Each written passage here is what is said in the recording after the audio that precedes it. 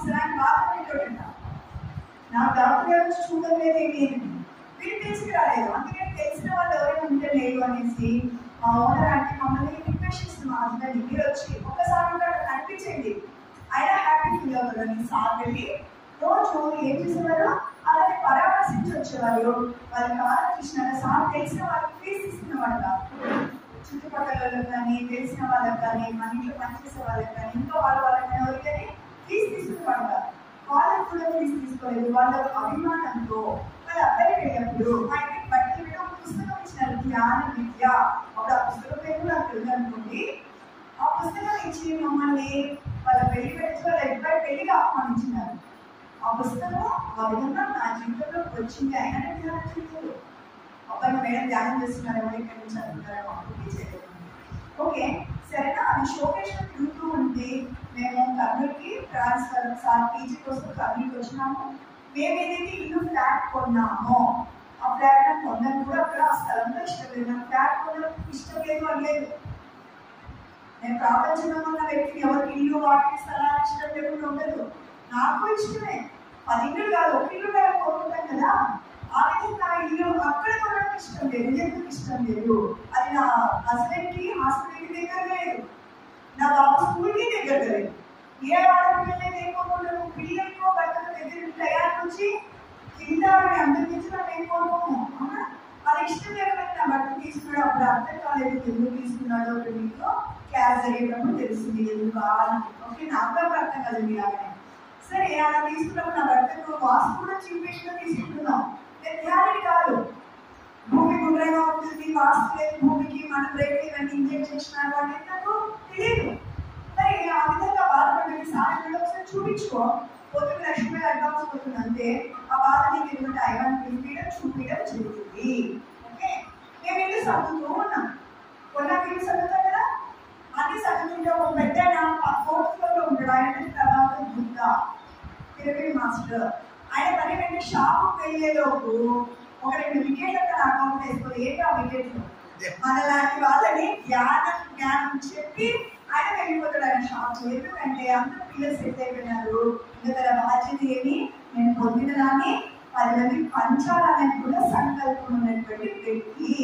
ఎందుకంటే మొదటిగేటప్పుడు చేసిన ధ్యానంలోకి ఆయనే కాబట్టి ఆయన వచ్చి కూర్చొని ఒక రోజు అడిగాడమ్మా, ఇంట్లో చదువుతున్నప్పుడు పుట్టిన ఇద్దరు మన టీవీ మీద మెడిటేట్ రా అని అడిగినాడు, ధ్యాన అని అడిగినాడు. షోకేష్ అంటే ఎగ్జిబిషన్ లో కొనుక్కున్నాను అనుకో ఈ బుద్ధుని విగ్రహము. మనం చదువుకున్నప్పుడు విన్నాం కదా ఆయన ఎంత శాంతిగా ఉందో అని. అందుకనే ఉంది బుద్ధుని విగ్రహం. నాకేమో ఆయన గురించి పెద్ద నాలెడ్జ్ లేదు, ఉంది పెద్ద నాలెడ్జ్ లేదు. ఒక పుస్తకం చూపించినాడు షోకేష్ లో. ఆయన తెలుసా అన్నాడు. ఎవరు ఆయన ఎవరో తెలుసు. మరి మెడిటేట్ రా కాదు, మరి ఆ పుస్తకం ఎందుకుంది. అప్పుడు గుర్తుకొచ్చిన ఆమెకి ఎవరో మా పెళ్లిదారు స్టోరీకి ఏం చెప్పినా పెళ్లికి బట్టలు పెట్టినారు, పుస్తకం ఇచ్చినారు.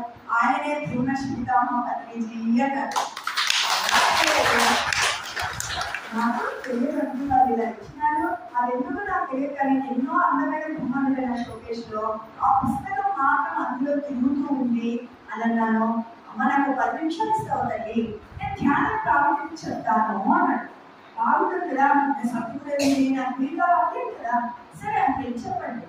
ధ్యానం సర్వలోని వారిని సకల భోగతారిని సత్య జ్ఞాన ప్రసాదిని అని స్టార్ట్ చేసినారు. మీకంతా కూడా అవే చెప్తారు కదా, చెప్పాలి కదా. ధ్యానం సర్వలోక వారిని సకల భోగ సత్య జ్ఞాన ప్రసాదిని. బాగా మోసం చేస్తున్నారు కదా వీళ్ళు. నేనైతే అడిగినాను, మీరు అడిగినారు లేదు కానీ అంకుల్ ఇట్లా చీట్ చేయకండి. శ్వాసను గమనిస్తే రోగం పోవడమేమి, శ్వాసను గమనిస్తే భోగత్వం రావడమేమి. మీరు ఇలాంటివి అబద్ధాలు చెప్పడానికి బాగా ఘర్షణ జరిగేది. అంటే బాగా క్లోజ్ అయినారు రాను. నేను వినేదాన్ని కాదు. ప్రతి మాటలు నా యొక్క ప్రాపంచికంగా ఉన్న జ్ఞానంతో ఆయన ప్రశ్నల వర్షం కురిపించేదాన్ని. గ్రేట్గా కాదు, అజ్ఞానంతో ఆయన కూడా చెప్తూ వచ్చాడు. ఓకే అయినా నా తల్లిదండ్రులు ఒక మాట చెప్పేవాళ్ళు. ఏమని చెప్పేవాళ్ళు, పెద్దవాళ్ళు ఏదైనా చెప్తే వినాలి అని అనేవాళ్ళు. అందుకోసమే నీ అంకుల్ మీకోసం ధ్యానం చేస్తానని చెప్పేదాన్ని. ఏదో ఆయన ఉద్ధరించడానికి, మీకోసం ఉద్ధరించడం, వాళ్ళ కోసం చేస్తే ఆంటీ మీకోసం చేస్తాను, నా కోసం నేను చేయను. నాకు నచ్చలేదు ఈ ధ్యానం. శ్వాసను గమనించి కూర్చోవడము, శ్వాసను గమనిస్తే రోగం పోతుంది, భోగత్వం వస్తుంటే నేను ఒప్పుకోను. నేను చేయను, కానీ మీకోసం చేస్తాను.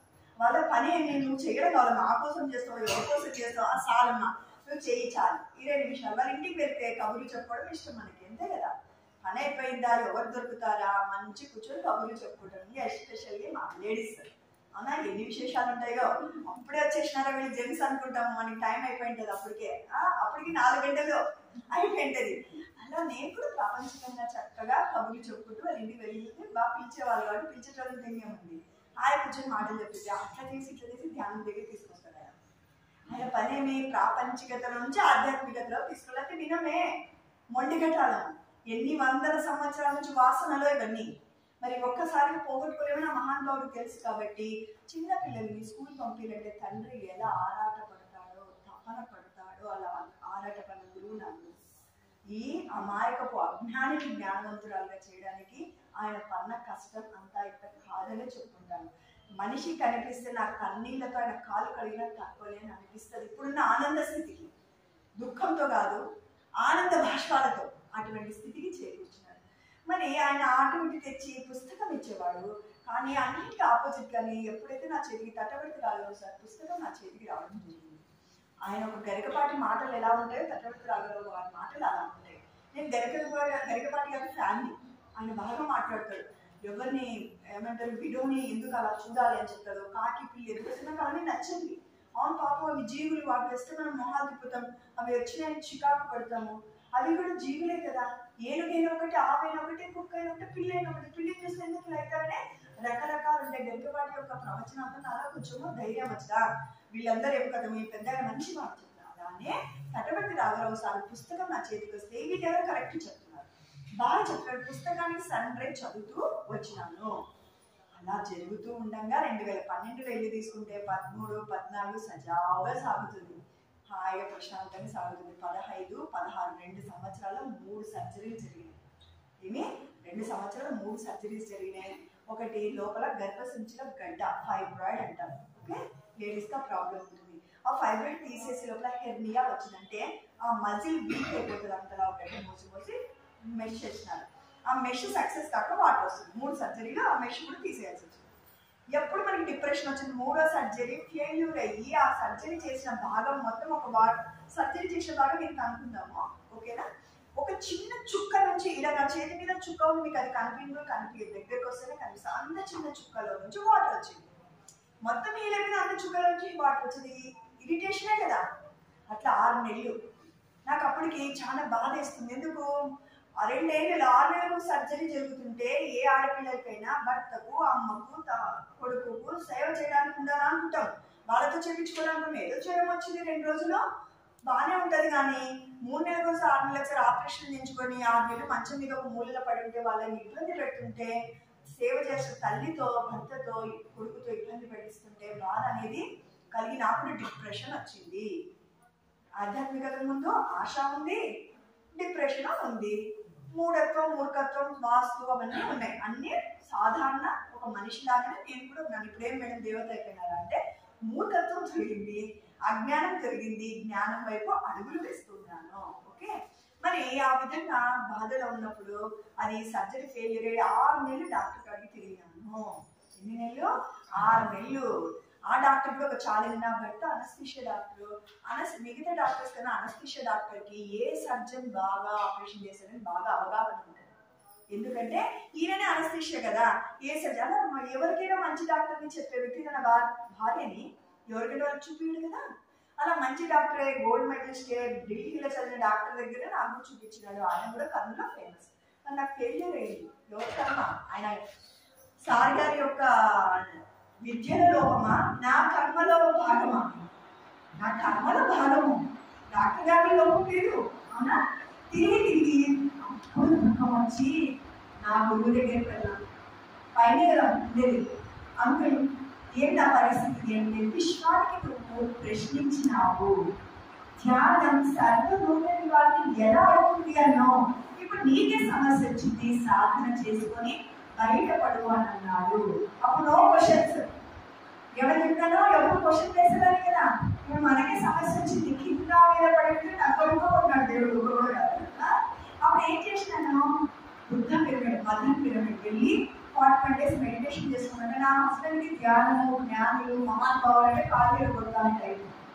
అందరి నిమిషం దండిమని నిమిషం టీవీలో దండికథ వింటున్న వాళ్ళని ఏం అవసరం లేదు, ఏదో అప్పులేదో చెప్తున్నాడు అది నిన్ను టీవీలో చూడు, నువ్వు ఎక్కడికి పోవాల్సిన అవసరం లేదు అంటే నా బాధ తట్టుకోలేదు, నా ఆనందం తట్టుకోలేదా, నువ్వు హాస్పిటల్కి వెళ్ళి వచ్చేందుకు నేను ధ్యానం చేసుకొస్తాను సార్ అన్ని చేసి పెట్టి వెళ్ళి ధ్యానం చేసుకుని వస్తుంది. 21 రోజు అయింది లేదు నా బిడ్డకు అమ్మవారి రోజుకి నా ధ్యానం చేయబడింది. ఏం చేయాలని అడిగితే అమ్మనే ఇంటికి వచ్చింది, అమ్మ సేవ చెయ్యి ధ్యానం చెయ్యి.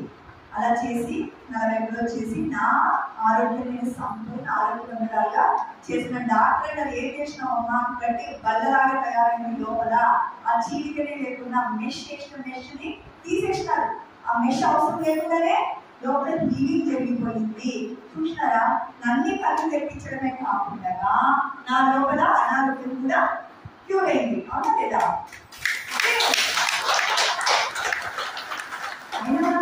కదా ఓకే ఒప్పుకుంటాను.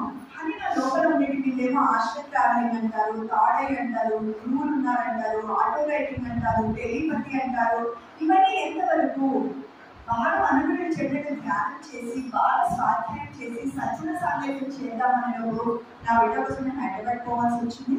అంటే అబ్బాయి ఫుడ్ వల్లనే హాస్టల్లో ఉంది, ఇంటర్ ఫస్ట్ సెకండ్ ఇయర్ చదువుతుందా.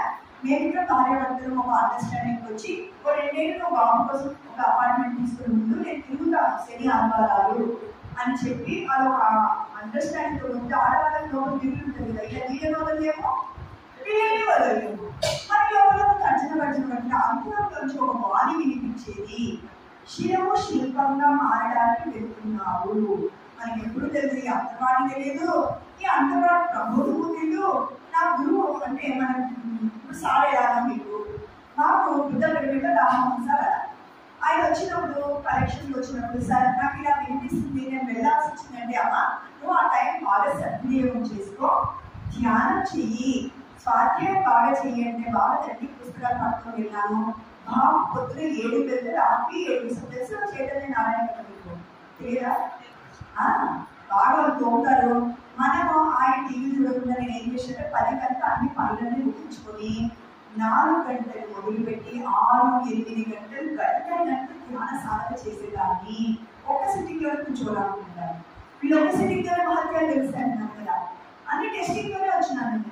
తర్వాత 15 సార్లు అడిగినా మీ కోపం రావచ్చు, కాబట్టి అనుమానం తీరేంత వరకు నేను సరైన ఒక్కసారి అనుమానం తీరిందాన్ని సచ్చేంత వరకు ధ్యానం వదలను.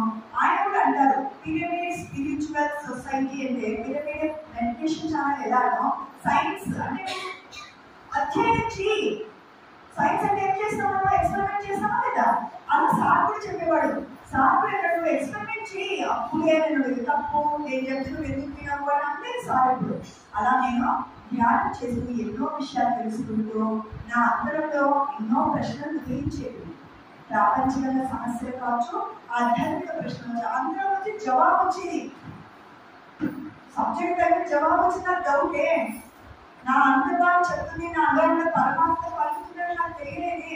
అప్పుడు నేను కృష్ణాన్ని ప్రశ్నించదాన్ని కరెక్టేనా నేనంతా నేను అనుకుంటున్నానా అంటే ఒక్క రోజు గడవ ముందే పట్టించి కాన్సెప్ట్ నుంచో తెలుగు పుస్తకంలో నుంచో ఏమొచ్చేది అదే ప్రశ్న అందరిలో వచ్చిన జవాబు ఏంటో అందులో కలిపి వచ్చేది. అంటే 40-50 సార్లు పరీక్షించినాక నేను ఇప్పటికీ డౌట్ లేదు. ఇప్పుడు నాకు ప్రశ్న రావడం ఆన్సర్ దొరకడమో ఆన్సర్ దొరికినాక అది గురువుగా నా మెటీరియల్ వచ్చి అవుకున్న వృత్తి విద్యా వైద్యుడు అంటే డాక్టర్ గారు అనస్థిషియా స్పెషలిస్ట్. నాకు ఒక బాబు, ఆ అబ్బాయి కూడా మెడిసిన్ చదువుతున్నాడు. ఇది ఓకే. నేను కర్నూలు నివాసిని అని చెప్పినాను కదా. నా తల్లిదండ్రులు ఏంటంటే